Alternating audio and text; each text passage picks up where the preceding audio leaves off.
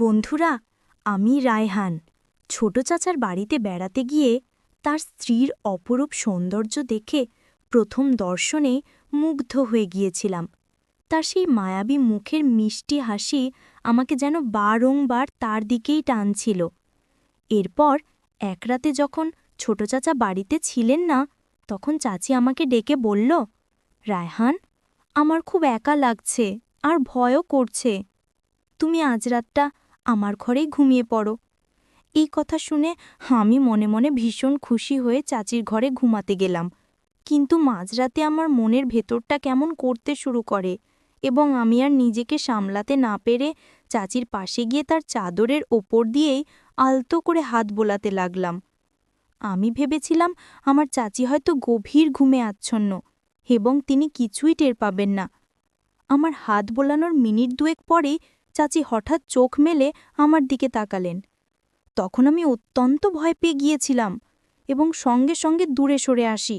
কিন্তু এরপর চাচি আমাকে যা বললেন তা শুনে আমার পায়ের নিচের মাটি যেন সরে গেল। আমি তো তাকে একজন সহজ সরল মানুষ হিসেবেই জানতাম, কিন্তু চাচি আমাকে বললেন, রায়হান, তুমি কি শুধু এভাবেই হাত বোলাবে নাকি আরেকটু সাহস করে এগোবে? চাচির মুখে এই কথা শোনার পর আমিও আর নিজেকে নিয়ন্ত্রণে রাখতে পারলাম না এবং চাচিকে আসলে উচ্চ মাধ্যমিক পরীক্ষা শেষ করার পর আমি ছোট চাচার বাড়িতে বেড়াতে গিয়েছিলাম।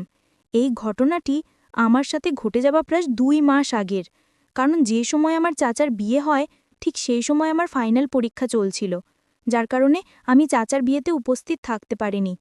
ছোট চাচার সাথে আমার সম্পর্কটা ছিল বন্ধুর মতো, কারণ তিনি আমার চেয়ে বয়সে মাত্র 5 বছরের বড় ছিলেন। যখনই আমি চাচার বাড়ি যেতাম সারাক্ষণ ছোট চাচার সাথেই কাটাতাম এবং তার সাথেই খেলাধুলা করতাম। তাই ছোটবেলা থেকেই চাচার সাথে আমার একটা গভীর বন্ধুত্বপূর্ণ সম্পর্ক গড়ে উঠেছিল। এরপর যখন আমি ছোট চাচার বাড়ি গেলাম, সেখানেই আমি প্রথম রিমঝিম চাচিকে দেখি। তাকে দেখার পর আমি বেশ কিছুক্ষণ তার দিকেই তাকিয়েছিলাম, কারণ তিনি সত্যি ভীষণ সুন্দরী ছিলেন। এদিকে আমাকে দেখা মাত্রই ছোট চাচা ভালোবেসে জড়িয়ে ধরে বললেন, রায়হান, তুই কি দরজার সামনে এভাবে দাঁড়িয়ে থাকবি নাকি ভেতরে আসবি? তারপর আমার ছোট চাচা তার সুন্দরী স্ত্রীর দিকে তাকিয়ে বললেন, শোনো, ও আমার ভাগ্নে রায়হান, আর তার চেয়েও বড় কথা, ও আমার বন্ধুর মতো। রায়হান যতদিনই বাড়িতে থাকবে তুমিও খুব ভালোভাবে যত্ন নেবে। এমনিতেও বেচারা আমাদের বিয়েতে আসতে পারেনি। চাচার কথা শুনে রিমঝিম চাচি মুচকি হেসে স্বামীর দিকে তাকিয়ে বললেন, ঠিক আছে। সেদিন দুপুরে খাওয়া দাওয়ার পর আমরা 3 জন মিলে অনেকক্ষণ গল্পগুজব করলাম। সেদিন চাচার ছুটির দিন থাকায় তিনি সারা দিন বাড়িতেই ছিলেন। সারা দিন কেটে যাওয়ার পর চাচা আমাকে তার পাশের ঘরে থাকার ব্যবস্থা করে দিলেন। রাতেও আমরা 3 জন একসাথে রাতের খাবার খেলাম। কিন্তু কেন জানি না, আমার সমস্ত মনোযোগ ছিল নতুন চাচির দিকে। তিনি এতটাই রূপবতী ছিলেন যে তার মিষ্টি হাসি আমাকে বারবার তার প্রতি আকর্ষিত করছিল। আর একেই হয়তো বলে বয়সের প্রভাব। আমি তখন সবে উচ্চ মাধ্যমিক পরীক্ষা শেষ করেছি, তাই বুঝতেই পারছেন সেই বয়সে ছেলেমেয়েদের মনের অবস্থা কেমন থাকে। তাই আমি পুরো বিষয়টা আর বিস্তারিতভাবে বলছি না। রাতের বেলা খাওয়া দাওয়া সেরে আমি যখন পাশের ঘরে একা শুয়েছিলাম, তখন বিছানায় শুয়ে কেবল রিমঝিম চাচির সেই সুন্দর মুখটাই আমার চোখের সামনে ভাসছিল এবং তার কথা ভাবতে ভাবতেই আমি স্বপ্নের জগতে হারিয়ে গিয়েছিলাম।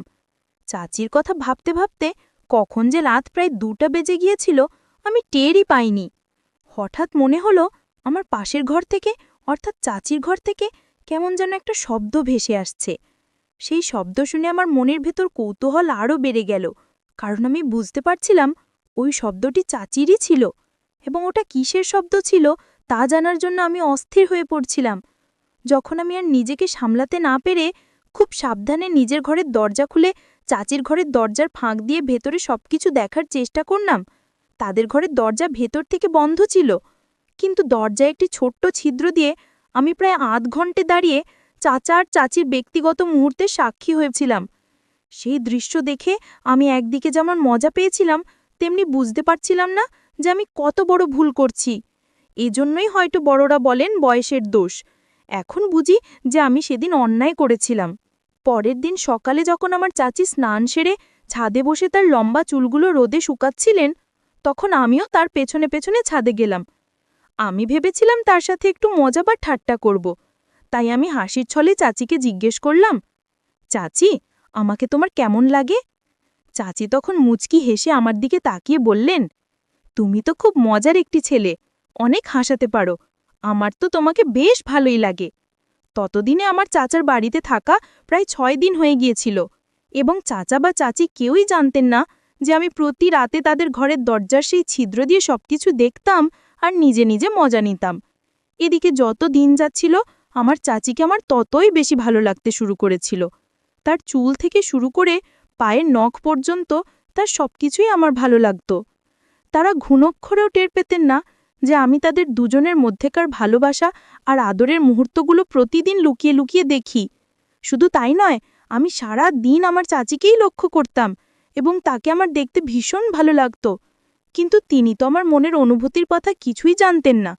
চাচিও আমার সাথে অনেক গল্প আর হাসি ঠাট্টা করতেন, কারণ চাচা তো সারাদিন বাড়িতে থাকতেন না, তিনি সন্ধ্যায় বাড়ি ফিরতেন। তাই আমি মনে মনে ভেবেছিলাম এই 1 মাসের মধ্যেই আমি চাচিকে আমার মনের কথা বলে নিজের ইচ্ছেটা পূরণ করব। এভাবেই প্রায় 10 দিন কেটে যাওয়ার পর একদিন রাতে যখন আমি প্রতিদিনের মতোই চাচির ঘরের দরজার সেই ছিদ্র দিয়ে ভেতরের দৃশ্য দেখছিলাম, ঠিক তখনই হঠাৎ করে আমার চাচি দরজা খুলে ফেলেন এবং আমি পালানোর কোনো সুযোগই পাইনি। আমি সরাসরি চাচির চোখের সামনে ধরা পড়ে গেলাম। চাচি আমাকে দেখেই সব কিছু বুঝে গিয়েছিলেন যে আমি মাঝরাতে তাদের দরজার সামনে দাঁড়িয়ে কী করছিলাম। সেদিন রাতে চাচি আমার দিকে ভীষণ রাগী দৃষ্টিতে তাকিয়েছিলেন, কিন্তু আমাকে একটিও কথা বলেননি। আমি তো চাচির সেই চেহারা দেখে লজ্জায় লাল হয়ে গিয়েছিলাম এবং দ্রুত মাথা নিচু করে সেখান থেকে আমার ঘরে চলে এসেছিলাম। আমি সত্যি কল্পনাও করতে পারিনি যে সেদিন হঠাৎ আমার চাচি দরজা খুলে এভাবে আমার মুখোমুখি হবেন। আসলে সেদিনও আমি আগের দিনগুলোর মতোই তাদের ব্যক্তিগত মুহূর্ত দেখার জন্য এবং মজা নেওয়ার জন্য দাঁড়িয়েছিলাম, কিন্তু সেদিন আমি কিছুই দেখতে পাইনি, কারণ তারা দুজনে সেদিন যাতে শুধু গল্প করতেই ব্যস্ত ছিলেন। এরপর নিজের ঘরে এসে আমি কিছুতেই বুঝতে পারছিলাম না যে এবার আমি কি করব, কারণ চাচি তো এই বিষয়টা নিশ্চয়ই আমার চাচাকে বলবেন যে আমি মাঝরাতে তাদের ঘরের দরজার সামনে দাঁড়িয়ে ভেতরের দৃশ্য দেখার চেষ্টা করছিলাম। এই কথা ভেবে সেদিন রাতে আমি এক মুহূর্তের জন্যও ঘুমাতে পারিনি। আমার ভেতরে একটা তীব্র ভয় কাজ করছিল এবং আমি ভেবেছিলাম চাচির কাছে সবকিছু শোনার পর সকালবেলা হয়তো আমার চাচা নিজেই আমাকে ঘাড় ধাক্কা দিয়ে বাড়ি থেকে বের করে দেবেন। কিন্তু পরের দিন সকালে যখন আমার চাচা বাড়ি থেকে বেরিয়ে গেলেন, তখন আমার চাচি আমার ঘরে এলেন এবং আমাকে বললেন, রায়হান, আমি সব জানি। তুমি কাল রাতে কেন আমাদের ঘরের দরজার বাইরে দাঁড়িয়েছিলে তা আমার অজানা নয়। শুধু কালই নয়, গত 3-4 দিন ধরেই আমার সন্দেহ হচ্ছিল যে দরজার বাইরে কেউ একজন দাঁড়িয়ে থাকে, এবং সেটা তুমি ছাড়া আর কেউই হতে পারো না, কারণ এই বাড়িতে তুমি ছাড়া আর কোনো পোস্ট লোক নেই। আর কাল রাতে আমি তোমাকে হাতে নাতে ধরেছি। ছি রায়হান, আমি ভাবতেও পারিনি যে তুমি এই ধরনের একটি ছেলে। তোমার চাচা তোমাকে যেমন বিশ্বাস করে, আমিও তোমাকে অনেক বিশ্বাস করতাম এবং ভালো ছেলে ভাবতাম, কিন্তু তুমি যে এমন একটা নোংরা কাজ করবে সেটা আমি দুঃস্বপ্নেও কল্পনা করিনি। চাচির সব কথা শোনার পর আমি লজ্জায় মাথা নিচু করে চুপচাপ দাঁড়িয়েছিলাম এবং ভয়ে আমার শরীর দিয়ে ঘাম ঝরছিল। আমার চাচির সামনে আর একটাও কথা বলার সাহস ছিল না, কারণ সত্যিই তো আমি অনেক বড় একটা অন্যায় করেছিলাম। তারপর চাচি আমাকে বললেন, রায়হান, কাল সকালেই তুমি এই বাড়ি থেকে চলে যাবে, না হলে আমি তোমার চাচাকে সবকিছু বলতে বাধ্য হব। আমি চাইলে কাল রাতেই তোমার চাচাকে তোমার এই কীর্তি সম্পর্কে জানাতে পারতাম, কিন্তু আমি ইচ্ছে করেই কিছু বলিনি, কারণ আমি চাই না যে তোমাদের দুজনের চাচা ভাগ্নের এত সুন্দর একটা সম্পর্ক নষ্ট হয়ে যাক। চাচির সব কথা শোনার পর আমি এতটাই লজ্জিত হয়েছিলাম যে তার সামনে হাত জোড় করে ক্ষমা চাইতে বাধ্য হই। আমি আমার ভুল বুঝতে পেরেছিলাম এবং সেদিন আমি উপলব্ধি করতে পেরেছিলাম যে এতদিন ধরে আমি যা করছিলাম তা কত বড় একটা অপরাধ ছিল। আমার মতো এ বয়সে যারা নিজেদের নিয়ন্ত্রণ করতে পারে না, তারা সহজেই খারাপ পথে চলে যায়, কিন্তু সেদিন আমি নিজের ভুল বুঝতে পেরে নিজেকে সংযত করতে শিখেছিলাম। পরের দিন সকালেই আমি চাচার কাছে একটা মিথ্যে অজুহাত দিয়ে নিজের বাড়ির উদ্দেশ্যে রওনা দিলাম। বাড়ি ফিরে আসার পর আমি নিজের ভুলের জন্য এতটাই অনুতপ্ত ছিলাম যে আমি নিজেকে পুরোপুরি পরিবর্তন করে ফেলেছিলাম। এখন আমার নিজের ওপর এই কারণেই গর্ব হয় যে আমি সেদিন ভদ্রতা শিখেছিলাম। আমার চাচি যদি আমাকে সেই কথাগুলো না বলতেন, তাহলে হয়তো আমি দিন দিন আরও বেশি অভদ্র এবং খারাপ হয়ে যেতাম। বন্ধুরা, আজকের গল্পটি এখানেই শেষ করছি। গল্পে কোনো ভুল ত্রুটি হয়ে থাকলে ক্ষমা করে দেবেন। গল্পটি ভালো লাগলে অবশ্যই লাইক, শেয়ার এবং সাবস্ক্রাইব করতে ভুলবেন না।